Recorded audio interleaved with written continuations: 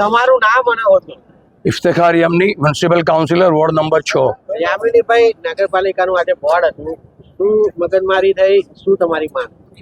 સૌપ્રથમ તો બંધારણના 75મી વર્ષગાંઠની હું સર્વેને ખૂબ ખૂબ શુભેચ્છા પાઠવું છું. જય ભીમ, જય ભારત.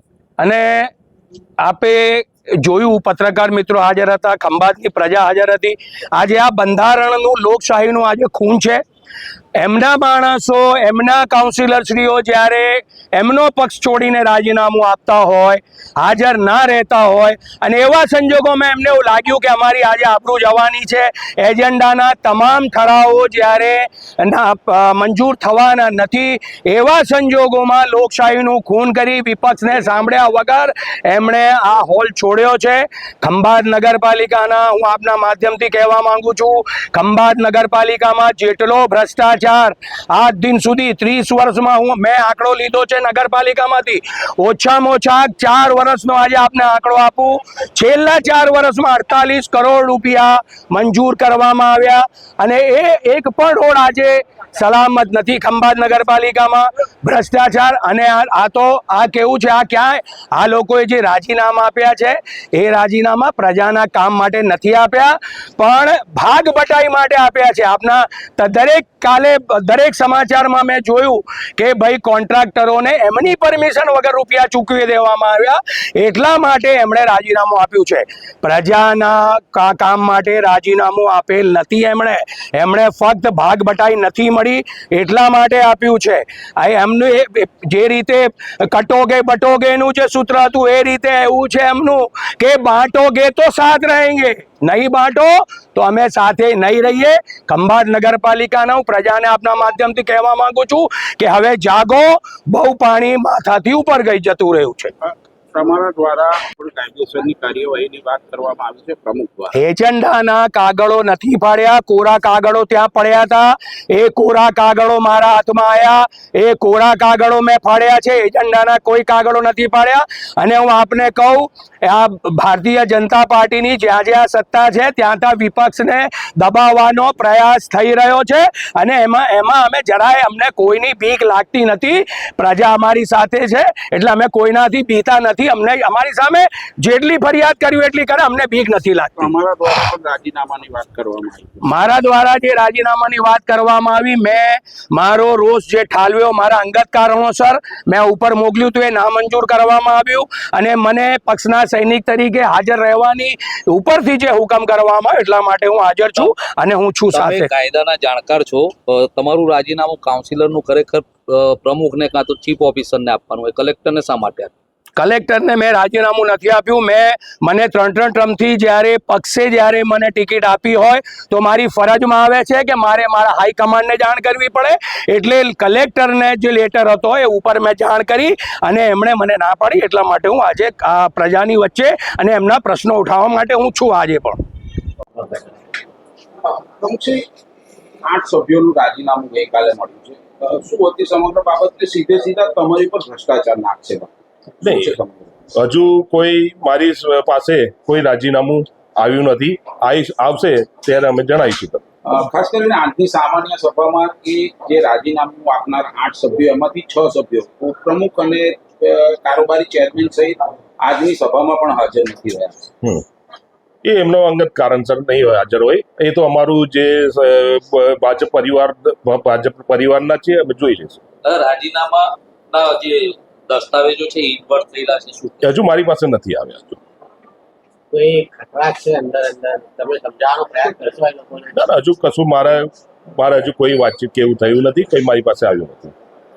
ખંભાત નગરપાલિકાનું કરોડો રૂપિયાનું વીજ બિલ બાકી છે, શા માટે ભરવામાં નથી આવ્યું? ને લાઇટ બિલ કપાતું, વીજ કનેક્શન કપાશે તો જવાબદાર કરોડો રૂપિયાનું વીજ બિલ બાકી નથી. અમારે સ્ટ્રીટ લાઇટ અને જે નગરપાલિકાની ઓફિસો, જે બધી જે સંસ્થાઓ છે, એ બધા બિલો અમારે ભરવાના આપતા હોય છે, બરોબર. અને અત્યારે અમે દિવાળી વખતે 24 લાખ રૂપિયાનું એમને પેમેન્ટ પણ ચેકથી કરેલું છે, એટલે અમારું કોઈ એવું કંઈ વીજ બિલ બાકી રહેતું નથી. ઓન રેકોર્ડ એટલે કનેવાલનું જે પાણી પુરવઠાનું હોય છે એ વીજ બિલ તો સરકારી હોય છે, એટલે એમાં એવું કશું નથી. અમારે જે અહીંના જે લોકલ કે લાઇટો ચાલતું હોય, અમારે આગળ પમ્પિંગ સ્ટેશન ચાલતું હોય, એના બિલ જ ભરવાના તો હોય. આ હિસાબે MGVCL ખોટા આક્ષેપ કરી રહ્યું છે એવું માનવું હવે એ તો એમ નહીં. 10 કરોડ રૂપિયાનું બિલ બાકી બાકી છે તો બતાવે. MGVCL ખોટું બોલે છે કે તમે ખોટું બોલો? એ જોવું પડશે, આપ તો નગરપાલિકાના પ્રમુખ છો, હા, આપને તો જોઈશ. ખબર હોવી જોઈએ. જોવું પડશે. સરકાર ગ્રાન્ટમાંથી થાય. ચાલુ પડે અરે પ્રજા આવી શકે એટલે આજના માણસો આપણા માણસો બેસી શકે આપણા માણસો બેસી શકે પ્રજા ના બેસી શકે એનો મતલબ એ થયો તો બેસવા દે એમને હસીરાભાઈ બેસો બેસવાનું કરો રૂપિયા